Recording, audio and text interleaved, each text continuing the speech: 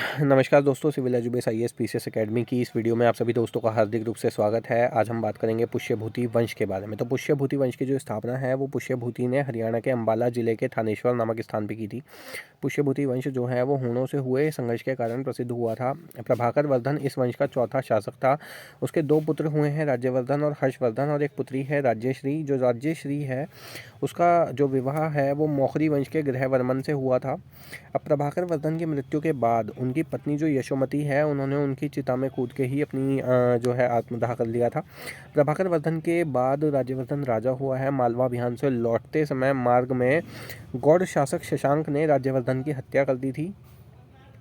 राज्यवर्धन का प्रधानमंत्री उसका ममेरा भाई भंडी था। हर्षवर्धन 606 ईस्वी में राजगद्दी पर बैठा। मोस्ट इंपॉर्टेंट शासक है हर्षवर्धन, इसके बारे में आपको पता होना चाहिए। हर्ष के विषय में हमें व्यापक जानकारी जो है वो बाणभट्ट से जो हर्षचरित लिखा है बाणभट्ट ने, वहाँ से मिलती है। और ये बाणभट्ट जो थे वो हर्ष के दरबारी कवि थे। हर्ष ने कुल 41 वर्ष तक शासन किया है। चीनी यात्री ह्वेनसांग जो है वो 629 से 645 ईस्वी के बीच में भारत में रहा था। ह्वेनसांग को यात्रियों में राजकुमार, नीति का पंडित और वर्तमान शाक्य मुनि के नाम से भी जाना जाता है। हर्ष ने अपनी राजधानी जो है वो कन्नौज में बनाई थी। हर्ष को शिलादित्य नाम से भी जाना जाता है। हर्ष ने परम भट्टारक और उत्तरापथ स्वामी की उपाधि धारण की थी। हर्ष एक प्रतिष्ठित कवि और नाटककार था। उसने नागानंद, प्रियदर्शिका, रत्नावली नामक अनेक नाटकों की रचना की है। बाणभट्ट की जो रचनाएं हैं वो हैं हर्षचरित, कादम्बरी और पार्वती परिणय। देखिए, रचनाएं आपको सब याद होनी चाहिए। मैं बार बार से कह रहा हूँ, आपको कई बार कह चुका हूँ, रचनाएं आपको सभी याद होनी चाहिए। हर्ष बौद्ध धर्म की महायान शाखा का समर्थक होने के अलावा विष्णु और शिव को भी मानता था। हर्ष ने विशाल धार्मिक सभाओं का आयोजन कन्नौज और प्रयाग में किया था। हर्ष द्वारा आयोजित कन्नौज सभा ह्वेनसांग के सम्मान में की गई थी। इस सभा में विभिन्न धर्मों और संप्रदायों के आचार्यों को बुलाया गया था। इस सभा की अध्यक्षता ह्वेनसांग ने की थी। हर्ष ने इस अवसर पर मोतियों और बहुमूल्य वस्तुओं का खूब वितरण किया था। हर्ष के दिन का प्रथम भाग सरकारी कार्य, दूसरा और तीसरा भाग धार्मिक कार्यों के लिए था।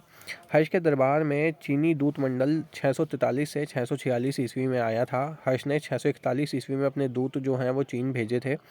हर्ष द्वारा प्रयाग में प्रतिवर्ष आयोजित सभा को मोक्ष परिषद कहा जाता था। इंपॉर्टेंट है, हर्ष का युद्ध और शांति का मंत्री जो था वो अवंती था, और हर्ष का महासेनापति जो था वो सिंहनाद था। हर्ष के समय के महत्वपूर्ण अधिकारियों की अगर हम बात करें तो सिंहनाद जो है वो मुख्य सेनापति थे। अमात्य जो थे वो मंत्री परिषद के मंत्री थे। उपरिक जो थे वो भुक्ति का प्रशासक था। दंडपाशिक पुलिस अधिकारी था। बृहतेश्वर अश्व सेना का अधिकारी था। बलाधिकृत पैदल सेना का अधिकारी था। स्कंदगुप्त गज सेना का मुख्य अधिकारी था। कुंतल जो था वो अश्व सेना का प्रधान अधिकारी था। अवंती जो था वो शांति और युद्ध का मंत्री था। ह्वेनसांग के अनुसार अधिकारियों को वेतन भूमि अनुदान के रूप में दिया जाता था। जो वेतन दिया जाता था अधिकारियों को वो कैसे दिया जाता था? भूमि दान के रूप में। हर्ष के समय भूमि कर जो था वो कृषि उत्पादन का छठा भाग वसूला जाता था। मालवा के राजा देवगुप्त को राज्यवर्धन ने पराजित किया था। इंपॉर्टेंट है, हर्ष 16 वर्ष की उम्र में गद्दी पर बैठ गया था। हर्ष की जो प्राचीन राजधानी थी वो थानेश्वर थी। 641 ईस्वी में हर्षवर्धन ने मगध राज की उपाधि धारण की थी। हर्षवर्धन के शासनकाल का जो आरंभिक इतिहास है वो बाणभट्ट से ज्ञात होता है। ह्वेनसांग ने शूद्रों को कृषक कहा था। हर्षवर्धन सूर्य, शिव और बुध तीनों का उपासक था।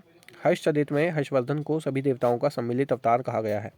हर्षकालीन ताम्रपत्रों में केवल 3 करों का उल्लेख है, जो कि भाग मतलब भूमि कर, हिरण्य और बलि के बारे में बताता है। हर्षचरित के अनुसार थानेश्वर के प्रत्येक घर में शिव की पूजा होती थी। ह्वेनसांग मगध के महायान संप्रदाय के 10,000 भिक्षुओं का उल्लेख करता है। यानी कि जो हर्षवर्धन था ये भी बौद्ध धर्म के महायान जो ब्रांच थी उससे जुड़ा हुआ था। ह्वेनसांग जो था वो 637 ईस्वी में नालंदा विश्वविद्यालय गया था। नालंदा विश्वविद्यालय की स्थापना मैं बता चुका हूँ, कुमारगुप्त ने की थी। इसको आप ध्यान रखेंगे। नालंदा बौद्ध विहार की स्थापना किसने करी थी? आप मुझे कमेंट में बता दो, पिछली वीडियो में बता चुका हूँ। यहाँ के कुलपति आचार्य शीलभद्र थे। ह्वेनसांग ने अपनी यात्रा वृतांत लिखा जिसका नाम सीयू की था। ठीक है। हर्ष को दक्षिण के चालुक्य शासक पुलकेशिन द्वितीय ने आगे बढ़ने से रोक दिया था। पुलकेशिन द्वितीय की राजधानी वातापी थी। सेना का सर्वोच्च अध्यक्ष जो था वो महाबलाधिकृत था। हर्ष की मृत्यु के बाद त्रिपक्षीय संघर्ष हुआ। उसमें 3 वंश कौन कौन से थे? पाल, प्रतिहार और राष्ट्रकूट। ठीक है। जो पाल थे, पाल का जो संस्थापक था वो कौन था? गोपाल था। ठीक है। प्रतिहार का मतलब गुर्जर प्रतिहार। गुर्जर प्रतिहार वंश का जो संस्थापक था आपका वो था नागभट्ट प्रथम। और राष्ट्रकूट का जो संस्थापक था वो कौन था? ये आप मुझे कमेंट में बताइए। चंद बरदाई के पृथ्वीराज रासो के अनुसार परमार, प्रतिहार, चालुक्य और चौहान अग्निकुंड से उत्पन्न हुए थे। कौन कौन से? परमार, प्रतिहार, चालुक्य और चौहान। परमार, प्रतिहार, चालुक्य और चौहान अग्निकुंड से उत्पन्न हुए थे, जिन्हें आबू पर्वत पर वशिष्ठ मुनि ने यज्ञ से उत्पन्न किया था। अग्निकुल के राजपूतों में सर्वाधिक प्रसिद्ध राजवंश था प्रतिहार, गुर्जर प्रतिहार जिसको हम बोलते हैं आज। तो गुर्जर प्रतिहार वंश की स्थापना जो थी वो हरिचंद्र ने की थी। लेकिन गुर्जर प्रतिहार वंश का वास्तविक संस्थापक किसको बताया मैंने? नागभट्ट प्रथम को, जो कि ग्वालियर अभिलेख में लिखा हुआ है। वत्सराज गद्दी पर 780 ईस्वी में बैठा। देखिए, जो त्रिपक्षीय संघर्ष की हम बात कर रहे हैं ना, ये त्रिपक्षीय संघर्ष बहुत ही मोस्ट इंपॉर्टेंट होने वाला है, पाल प्रतिहार और राष्ट्रकूट। और इसमें जो लास्ट में जीत होगी ना, वो गुर्जर प्रतिहारों की होगी, ध्यान रखिएगा। तो नागभट्ट द्वितीय जो था वो वत्सराज का पुत्र था। नागभट्ट द्वितीय ने चक्रा युद्ध को हराकर कन्नौज को अपनी राजधानी बनाया था। मुंगेर के समीप धर्मपाल को नागभट्ट द्वितीय ने पराजित किया। नागभट्ट द्वितीय ने गोविंद तृतीय नरेश को पराजित किया। प्रतिहार वंश का सबसे सर्वाधिक प्रतापी और महान शासक हुआ मिहिर भोज। मिहिर भोज को पाल नरेश धर्मपाल और राष्ट्रकूट नरेश ध्रुव से पराजित होना पड़ा था। अरबी यात्री सुलेमान मिहिर भोज के शासनकाल में ही भारत आया था। मिहिर भोज ने आदि वराह की उपाधि धारण की थी। प्रतिहार साम्राज्य का विस्तार जो था वो मगध एवं उत्तरी बंगाल तक महेंद्रपाल ने किया था। महेंद्रपाल के गुरु जो थे वो संस्कृत के प्रसिद्ध विद्वान राजशेखर थे। राजशेखर की प्रसिद्ध कृति जो है वो काव्य मीमांसा और कर्पूर मंजरी है। महेंद्रपाल के बाद महिपाल 914 से 943 जिसका कार्यकाल था वो शासक हुआ। बगदाद निवासी अल-मसूदी महिपाल के समय में ही भारत आया था। महिपाल के समय राष्ट्रकूट नरेश इंद्र तृतीय ने कन्नौज पर आक्रमण कर नगर को उजाड़ दिया था।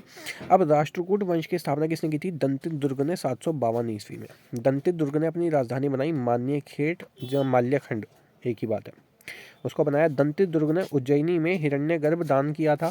दंतित दुर्ग ने महाराजाधिराज परमेश्वर परम भट्टारक आदि उपाधियों को धारण किया। दंतित दुर्ग का उत्तराधिकारी हुआ कृष्ण प्रथम।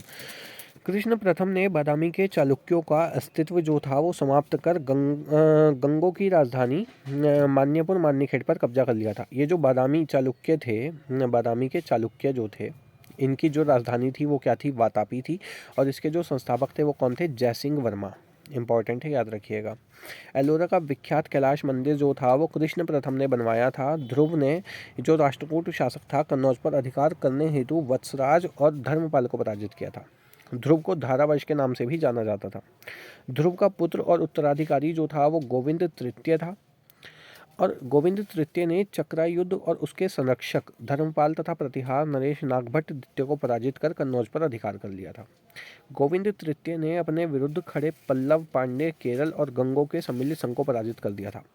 गोविंद तृतीय के बाद राजगद्दी पर अमोघवर्ष बैठा। अमोघवर्ष जैन धर्म का अनुयायी था। इसने कन्नड़ में कविराज मार्ग की रचना करी। अब राष्ट्रकूट वंश की बात करते हैं तो यहाँ शासकों का आपको कालक्रम दिया गया है कि राष्ट्रकूट वंश में दंतिवर्मन प्रथम, इंद्र प्रथम, गोविंद प्रथम, फिर करकिया कक्क प्रथम, फिर इसके 3 जो लोग थे ये आए। फिर इस तरीके से आपको पूरी ब्रांच दी गई है, इसको आप अच्छे तरीके से रीड कर लेना, ठीक है। और यहाँ आपको अंतिम शासक दिया गया है। आदि पुराण के रचनाकार जिनसेन, गणित सार संग्रह के लेखक महावीराचार्य तथा अमोघ वृत्ति के लेखक सक्तायना अमोघ वंश के दरबार में रहते थे। अमोघ वंश जो थे वो तुंगभद्रा नदी में जल समाधि लेकर अपने जीवन का अंत किए थे। अल-मसूदी इंद्र तृतीय के समय भारत आया था। अल-मसूदी ने तत्कालीन भारत का सर्वश्रेष्ठ शासक इंद्र तृतीय को कहा था। कृष्ण तृतीय ने चोलों को परास्त कर कांची और तंजावुर पर अधिकार कर लिया था। कृष्ण प्रथम ने तंजावुर में विजय स्तंभ बनवाया था। एलोरा गुफाओं का सर्वप्रथम जो वर्णन है वो थेविनेट फ्रांसीसी यात्री था, 17वीं शताब्दी में उसने किया था। बौद्ध गुफाओं में सबसे प्रसिद्ध विश्वकर्मा गुफा संख्या 10 है। एलोरा की गुफा 15 में विष्णु को नरसिंह अर्थात पुरुष सिंह के रूप में दिखलाया गया है। एलोरा और एलिफेंटा गुहा मंदिरों का निर्माण राष्ट्रकूटों के समय में हुआ था। इंपॉर्टेंट है, याद रखिएगा। राष्ट्रकूट शैव, वैष्णव, शाक्त संप्रदायों के साथ साथ जैन धर्म के भी उपासक थे। राष्ट्रकूटों ने अपने राज्यों में मुसलमान व्यापारियों को बसने तथा इस्लाम के प्रचार की स्वीकृति दे दी थी। सियक परमार ने राष्ट्रकूटों की राजधानी मान्यखेड़ पर आक्रमण कर इसे पूर्णतः ध्वस्त कर दिया था। बात करें पाल वंश की, तो पाल वंश का जो संस्थापक था वो गोपाल था, जिसका समय 750 से 770 ईस्वी था। गोपाल को कुछ प्रमुख व्यक्तियों ने राजा चुना था। गोपाल बौद्ध धर्म का अनुयायी था और ओदंतपुरी में मठ का निर्माण गोपाल ने ही करवाया था। गोपाल का पुत्र और उत्तराधिकारी था धर्मपाल। धर्मपाल ने कन्नौज के शासक इंद्रायुध को परास्त करके चक्रायुध को कन्नौज की गद्दी पर बैठा दिया। सोडल कवि ने धर्मपाल को उत्तरापथ स्वामिन कहा है। ठीक है, और ये जो धर्मपाल है ना, यही आगे जाके किसकी नालंदा विश्वविद्यालय, इसकी विक्रमशिला विश्वविद्यालय की स्थापना करेगा। नालंदा विश्वविद्यालय को कुमारगुप्त करेगा और विक्रमशिला विश्वविद्यालय की स्थापना जो करता है वो धर्मपाल करता है। तो धर्मपाल बौद्ध धर्म का भी अनुयायी है। गोपाल भी बौद्ध धर्म को मानता है और धर्मपाल भी बौद्ध धर्म को मानता है। विक्रमशिला विश्वविद्यालय की स्थापना धर्मपाल ने दे दिया आपको यहाँ पे। धर्मपाल ने नालंदा विश्वविद्यालय के खर्च हेतु 200 गांव दान में दिए थे। बात समझ में आ गई। धर्मपाल का पुत्र और उत्तराधिकारी कौन था? देवपाल, यानी कि गोपाल, फिर धर्मपाल, फिर देवपाल। ठीक है। असम, उड़ीसा और नेपाल के कुछ भागों पर देवपाल ने अधिकार कर लिया था। अरब यात्री सुलेमान ने देवपाल को भारत का सबसे शक्तिशाली शासक बताया है। देवपाल ने अपनी राजधानी कहाँ ट्रांसफर कर दी? मुंगेर में। देवपाल अपने वंश का महानतम शासक था। शैलेंद्र शासक ने नालंदा में बौद्ध मठ की स्थापना हेतु देवपाल से अनुमति ली थी।